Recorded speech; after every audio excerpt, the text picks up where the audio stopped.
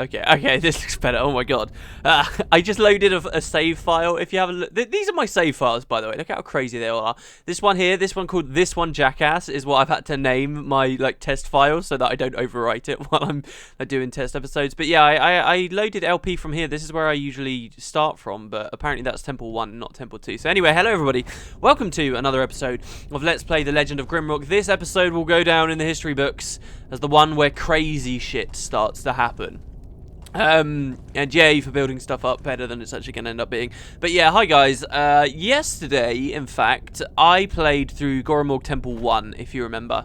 And I shouldn't really have been recording that at all. I should have been doing my Q&A. I've still not done my Q&A, but I have woken up literally, it's currently, what, the 30th of March? It's an early in the morning. I thought, you know what might be quite cool, since we're vaguely close to it now?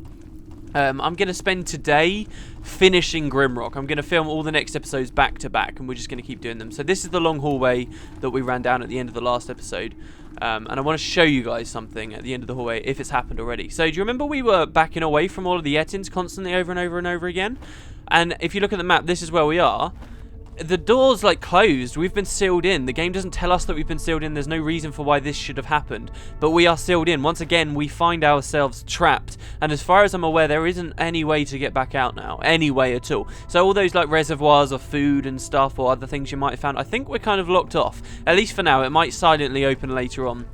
But remember that, and remember it in particular because there's no save crystals available to us anymore. The only save crystal we had on this floor is behind that wall, so we well and truly are stuck now. As I say, this episode's going to introduce some pretty cool stuff to us, and some stuff that can kill us quite easily, so this is quite scary. And I think for this reason, honestly, because there's some stuff I want to show off, I'm going to break my rule for this video, honestly, or this floor at least. I'm going to break my rule with only saving using the save crystals. Because I want to, not because I can't do it, but because I want to demonstrate some traps that this floor uses, and I don't want to have to redo the floor every single one of those traps comes along, so I want to demonstrate it properly to you guys. So yeah. Anyway, we're 2 minutes in, I haven't started yet, so let's actually get a move on. We start off the temple on the fresh new floor, and as you can see here, there's not much going on, but there is a round key straight away that we can get, which is cool. Okay, so we're going to put that on Chaos. Chaos has got a nice empty inventory, so why not? You also see I restructured everyone's stuff once again, so we're all clean, we're all ready, we're ready to rock and roll. We get a torch there, which we don't quite need just yet. But aside from that, a dead end. But over here on the left, we do have a lever which can let us get deeper in. Now, I will say, just like this wall here, later on will open up, allowing us to come back, and it could be at that point that the previous floor unlocks too, but I'm not sure. Anyway, more of the weird mosaic type things. And lots more curtains. If you rip the first one, you'll see that there's a round key socket. Awesome. So what does that do? Well, I'm not going to activate that just yet. We're going to have a little bit of a look around. There's some more of these too. There's this one, which had a button. There's that one, which doesn't have anything. There's this one, which has a button. So now we've got a key, two buttons. We've got a really grand looking door place here that's kind of ominous, that says the inner sanctum. Ooh, so maybe this is where it's starting to get pretty serious here. We've never seen a door like that. Looked pretty nice. But we got two buttons. Neither of them will actually open that door, as I'll demonstrate in a second. In here, we got another creepy statue. More hints at these freaking crazy things here. And then we've got a couple more tabards that we can rip. Or we can keep slashing the walls, whatever, in rage. And what these will do is reveal some alcoves. One of the alcoves is empty, and one of them has got an orb on it, okay? And on my first run through this game, I'm going to make myself sound so stupid just mentioning every single thing I cocked up, but on my first run ever through this game, I got really stuck here too, because here's how they expect you to work, right? There's two cages over there, right? And if you step on the pressure pad, it will open them up, right? But here's the thing, I kind of get conditioned while I'm playing the game to never step on any pressure pads. I don't want to do it, because if I do that, it could release traps, it could do anything. So I want to interact with everything else I possibly can in the environment first. So my first run through, I ripped this open, found this orb, and was like, oh, cool, look, we got another one of these, and picked up the red gem, right? And then I proceeded to get really stuck, because it was one of those situations where then I started fiddling with these buttons to see what they do. As you guys will notice here, This one closes that door but opens this door and allows us access into this area with some more Shrek-Tor. So I started just fiddling about all the way over here after having taken that gem, and eventually completely forgot, because you can get stuck for so long, completely forgot where I picked the gem up from, right? And then that just screws this whole puzzle over. Anyway, we've got a note here from 2 Room. Hooray, 2 Room. Look, I have come to the realization that you can only traverse through the dungeon starting from the top of the mountain. I think the dungeon was designed that way. But why?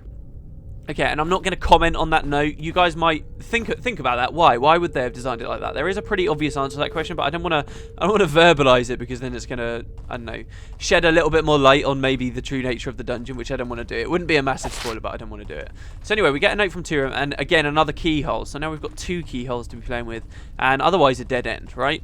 So, I was quite thrown off here on my first ever run through. I didn't quite know what was going on. I eventually forgot where I picked the gem up. But now, if you notice, when we step on the pressure pad, neither of the gates open. So the idea here is that when you have pressure on that pad, whichever alcove this red gem is on will open that gate. So what we can do is weigh this down with a green gem. Isn't that rather fitting?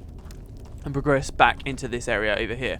Before we do all of that, though, it would probably make a lot more sense for us to have a look at these buttons. So this one kind of does a bit of an airlock type thing. No, sorry, this one does a bit of an airlock type thing. Closes that, opens this. Okay, why do we do that? This one doesn't seem to do anything, but if you listen carefully...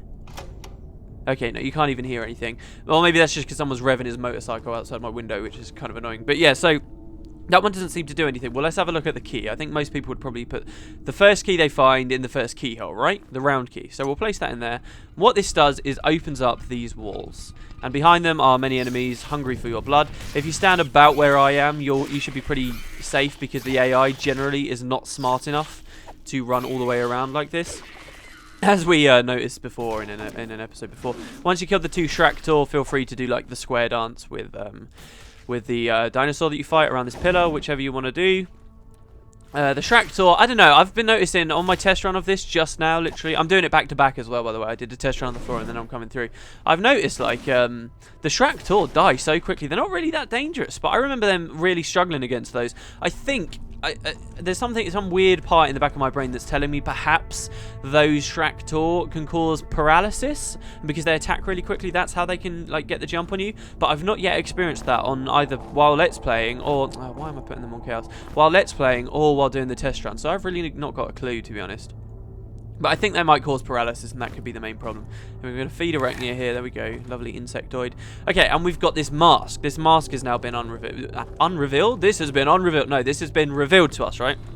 So now if we come over here and press this button, you will see that it launches a light ball. And so now kind of this puzzle hopefully is starting to look a little bit more complicated to you guys. It's all a big kind of complex puzzle. Very cool. It keeps you in this area for a long time, trying to get behind this really grand looking door into the inner sanctum, which for all we know right now could, you know, be our salvation beyond there. It really could be.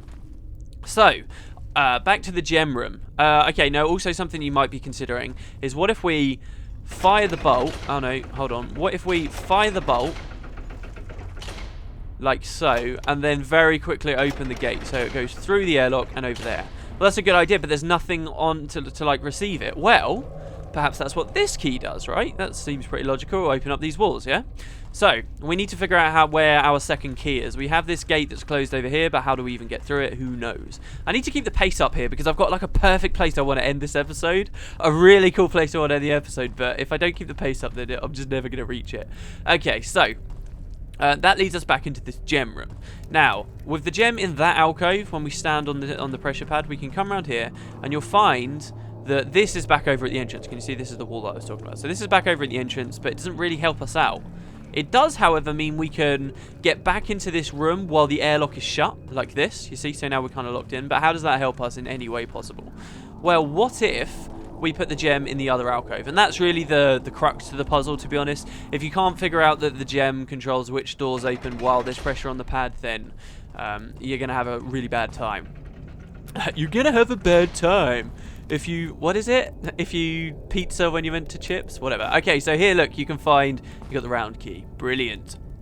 So we got 2, and also, obviously, it's opened up this little section here. So again, and then we can pull this lever, which allows us to get through. It will also open up this little bit here with 2 Shrek-Tor in it, so do be mindful of them. Oh my god, what just hit me? What just hit me? Oh, did I kill myself? Oh my god. Wait, no, no, no. Oh, it releases a new Guardian. Oh my god, I forgot about that guy completely. I think this might be one of the last new Guardians we fight, guys. And it's funny because, you know, they seem like such friendly, nice, easy enemies to kill at this point. They're going to kill me after I say that. But yeah, I love how this game just conditions you to things that you were originally really kind of scared of, with maybe the exception of snails. And then after a while, you're like, oh my god, I'm so happy to see you instead of all the other crap we've started fighting. So anyway, you pull the lever and it will actually allow you access into this room on the other side of the airlock like before. It will also let you put the key in the hole. However, on top of that, it also opens up this little side area, which will give us the Gauntlets of Valor. Again, I've started getting all these achievements popping on my test run, which I'm not going to be able to show you guys. But at the end of the series, I think I'll look through my achievements list to show you all this stuff. So anyway, Gauntlets of Valor, check it out. Heavy armor. These gauntlets were worn by the Emperor of Malan Tail.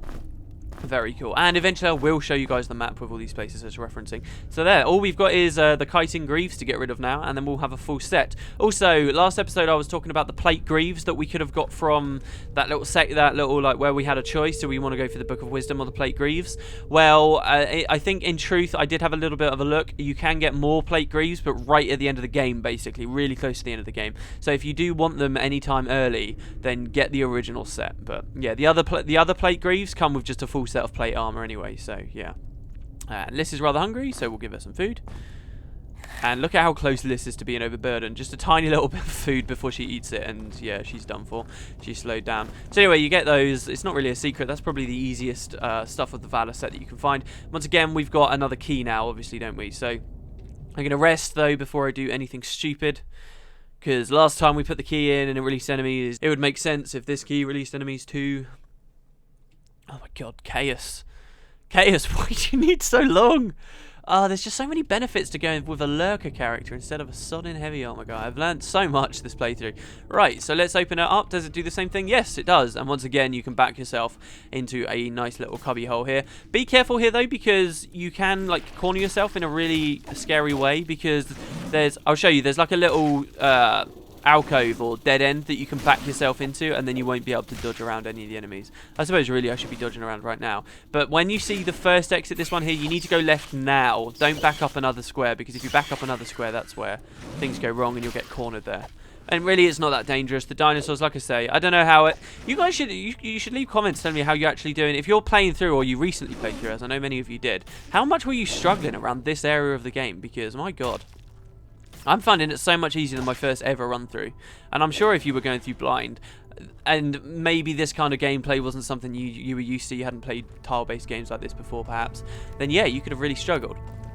Anyway, as it turns out, now that we've opened up that other round key, we don't actually need to go through either of these side doors here anymore. So you can take the gem back. But if you take the gem back, okay, there's something else you're going to have to do, which I'll point out in a second. So I'm going to just take it back because I like the look of these gems. So there we go, check it out, we got all these gems. I don't know whether there's any more we'll get. I thought we were done with gems after the blue ones, to be perfectly honest. I forgot there was even the green gem puzzle in that secret ages ago with the slimes. So anyway, right. We've opened up this bit, and look, there's a receptacle here now. I don't know, I don't like that word, receptacle, but it's the only word I can think of for this. So anyway, there you go, look, and there's also some mole jerky, which we can eat up. I gave that to Chaos last time. I don't know why I remember that specific detail, but I do. Right. So, now it should be pretty obvious what we've got to do. We're actually kind of done with the puzzle. This is where... Okay, no, this isn't where. This isn't where. Alright, so what we want to do is fire the bolt, and then not mess up like I just did. What you need to do is have your mouse directly on the button, and then all you need to do is move right, and then double tap the turn key. And by doing this and holding the mouse in the exact same place, you're guaranteed to be able to click the button straight away. It's really tight, the timing for this, so bear that in mind. See, even that I messed up. I don't know how I messed that up, but I did apparently. And if you mess up, don't forget to change the airlocks again, otherwise you can get slightly confused. Okay, so how am I messing this up? What? This is firing so quickly. What? Come on. Oh, I made it. I didn't even do it properly there, but I made it. There we go. It goes in, and the door opens. Ah, I wish I'd caught the animation of that door opening. Right, now this is purely to demonstrate to you guys. This is where I'm going to save it, okay? It feels so bad breaking my rule here, but okay. Oh, there's a bit of a spoiler there called the prison, but we'll ignore that. Okay, for demonstration. Right, so we've just opened a grand looking door after a long puzzle. There's one of those weird statue things there.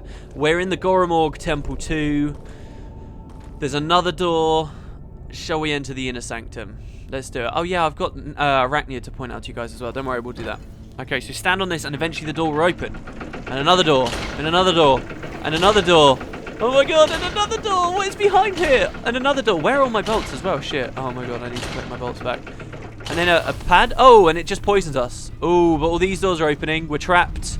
Arachnia got poisoned. What the hell? Oh, run away, run away, run away. Can I actually survive this? I would love to survive this. Okay, now what I wanted you guys to do, if you take that gem, you need to...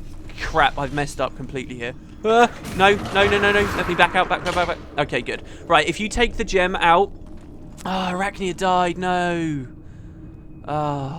Okay, if you take that gem out, what you will find is that you can corner yourself when you need to be fighting these guys if you need to run away. So I'm actually kind of glad only one character died. I will try and continue my playthrough here instead of loading the game. I thought I was just going to get destroyed. Because usually when you go in there, the Goromorgs will like completely surround you and you won't be able to leave. That's what these things are called. They're called Goromorgs. And they're incredibly dangerous. They have very powerful spells that of all the elements that will just totally screw you up. They also have a shield ability on them, which I'll show you guys. Now, there have been multiple Goromorgs released. And the scariest thing about this is not necessarily killing your first Goromorg, but it's that in killing your first Goromorg, you release a whole bunch of them. Is that him there on the left? It is, it is. You release them into the area. My bolts are really low as well, so I cannot miss. You release a bunch of them and you don't know where they are after you kind of fight the first one, and that's what's really kind of scary. These guys do an awful lot of damage. This is where the whole way through the game, you know, we've been getting like elemental buffs and stuff. Do you want to actually fight me? You're kind of being a bit pathetic here. You know, through the whole game we've been getting elemental buffs that help us to like get more defense against this or more defense against that. This is kind of where that comes into play. Depending on what kind of mage you've built, you're gonna start to react differently when they cast different spells on you. But they can cast every element. So even though now elemental resistance becomes really important, it also doesn't necessarily help you that much unless you've made a really kind of multi-tiered mage. But then don't forget there is various gear and things that you can find too. So anyway, that's the first one down. They've got like a shield effect on them, as I say. Now I'm going to check over here. Okay, no, there's none. So there's another one in this room somewhere. I'm going to try and... Can Arachnia still do alchemy when she's... Oh, she doesn't have to. I made a potion anyway. Oh, what I should show off as well, guys, is the sulphurous potion. Why not? So let's put that on Liss, because Liss should be doing a lot of damage. Actually, I need those bolts back, those corals back. Okay, he doesn't seem to have seen me. Okay. I desperately don't want him to follow me out in here. I really don't. Okay, here we go. Here they are. How didn't I pick those up? They weren't on a pressure pad or anything. And then there's another two there. Okay, cool. Right, 22 bolts back. Yeah, we'll use our sulphurous potion on Liss. We'll make her go berserk, and hopefully we can kill this guy pretty quickly. Obviously, the other dangerous thing about this is they attack in kind of long bolts mostly. So you don't want to be sort of with your back to a wall, essentially. You don't want to like be unable to dodge to the side. That's incredibly important here. We're not actually seeing the damage that Liss is doing because his shield's still up. I believe their shield kind of recharges after a little while. At least I think I've seen that kind of thing happen before. So just be careful with that. And otherwise, especially with Liss going berserk here and all the damage we're throwing out, they should die pretty quickly. There we go, cool. So there you go, guys. That is these are the Goromorgs, and that's what these statues have finally been referencing this whole time. That first one we saw all that time ago, they're the Goromorgs. We're in their temple. So yeah, this is kind of a bit of an elaborate trap. I really wanted to show it off. I didn't want to like stand at the front of the corridor going, okay, so now this door is going to open and this door, and it's going to feel really cool. You're going to run down and then you're going to get trapped. So I didn't want to do that. I wanted to demonstrate it. So anyway, but Arachnia is dead. Now this is bad because, and we get 2 more bulbs there as well.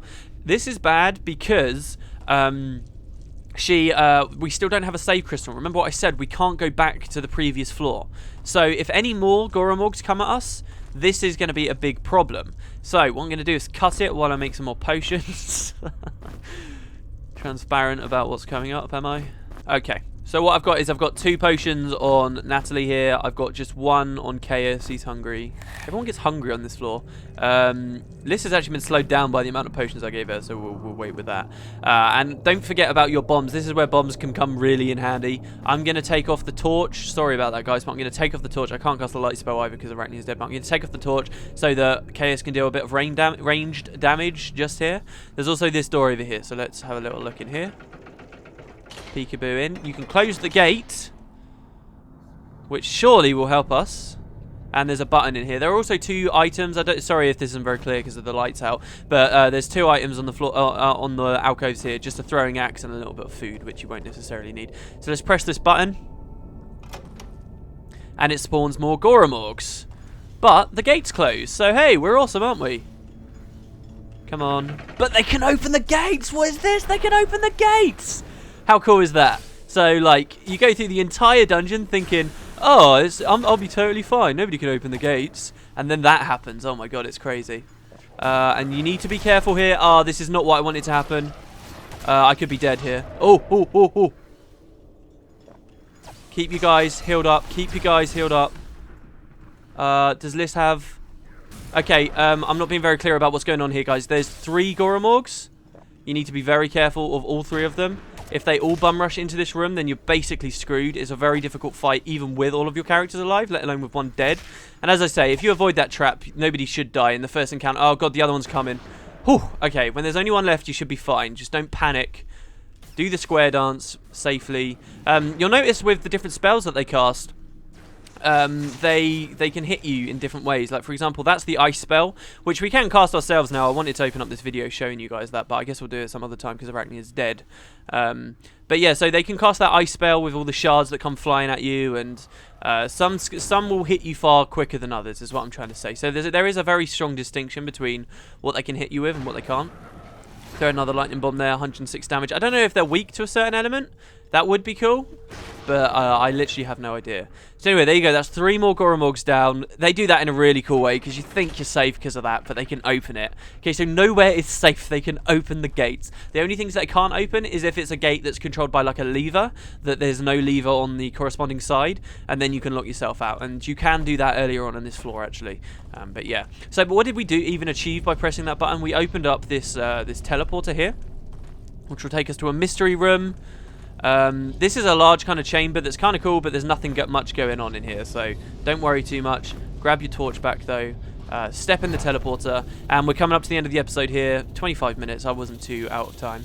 Okay, so here, look, we've got a save crystal, we've got the iron door, which I'll talk about next episode, we've got a couple of tapestries to rip open. We're now kind of in a bit of a scary location because we really have no idea where we are. We've just teleported to a different section of Goromorg Temple 2. We have 2 of these classy looking doors. That one's going to be right near the end of the floor to open.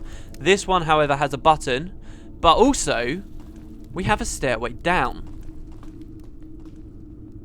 So this takes us into the tomb, which I can't remember, but we came in here once before apparently with this big door. I don't even know if we came in that room. Maybe that's just something to do with the story that's mapped out for later. But the tomb's got nothing there except another stairway down. One area here with a scroll that says this level is sealed. So we can't do anything here. This isn't even like the Vault of the Dismantler. This is just a tiny little floor called the tomb. Why? Well, then we can go even further down.